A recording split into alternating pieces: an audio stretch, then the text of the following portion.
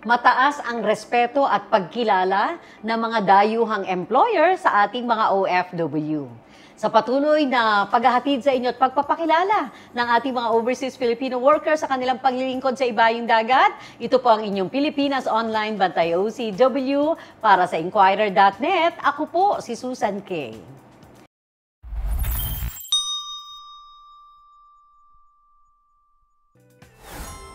Marami tayong mga kabayan na talaga nga namang nagmarka sa puso ng kanilang mga dayuhang employer, hindi lamang sa galing ng ating mga Pilipino sa kanilang larangan ng paghahanap buhay sa abroad, kundi pati na rin po sa pag-uugali na ipinakikita ng mga OFW natin.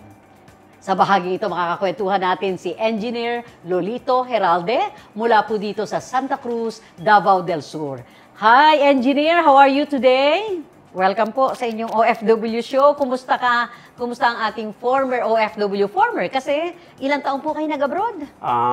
Ma'am, nag-start po ako ng year 2000, then ang last ko na is year 2014. As engineer? As engineer po. Oo. So, Saan bansa? Saan bansa sa, kayo? Sa Kingdom of Saudi Arabia. Okay. So, pinagkitiwalaan po tayo ng isang billionaire ng Saudi po. So, bilang project manager doon sa aming kumpanya. Taas ng inyong posisyon, project manager. So, sa 14 years na pagtatrabaho po ninyo sa Saudi, anong natutuhan ni Engineer Heralde doon? Of course, marami po doon po natitirain yung leadership mo.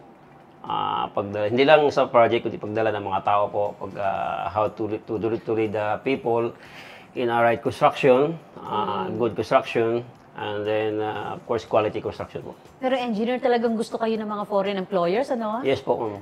Bakit? Kung ikaw para sa ibang lahi? Kasi doon actually, sikat na sikat po ang mga Pilipino sa Saudi Arabia. Diba? Sa totoo lang po. Oo. Kasi po ako po yung unang tao na direct sa may-ari po. Okay. So, pinagkatiwala sa akin yung mga project kung saan yung meron kami expansion, so ako po yung namahala sa ito po. Ano po yung dahilan? Bakit mabilis kang napagkatiwalaan ng inyong employer? Ano lang po is, of course, as engineer, we are skilled, honesty. So, being honest to your work, madali po magtiwala ang isang Saudi Arabia na employer po.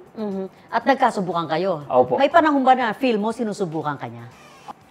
Ganito kasi ma'am, of course, unang trabaho mo, hindi na talaga salang ka as PM, di ba? So, yung position mo, doon ka muna sa mababa, no? As site engineer. Yung una pong amo, ang PM is Egyptian po. So, doon, nagkaroon kami ng trials or pagsubukan sa trabaho.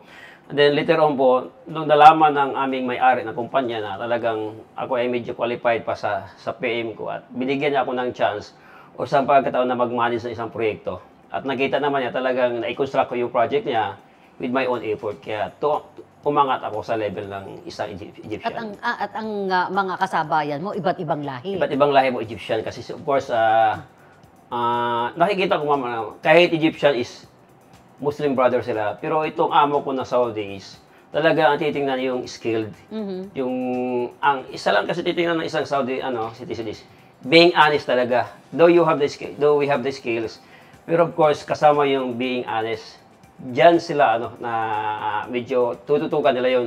Big deal talaga yun. Big deal nila yun yung honesty po sa kanila. Sa iba't ibang form.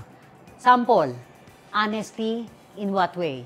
Kasi po, ako po yung nag-approve ng mga billings. Okay. So money matters po. Money matters. Kasi yung trabaho ko is mixed po.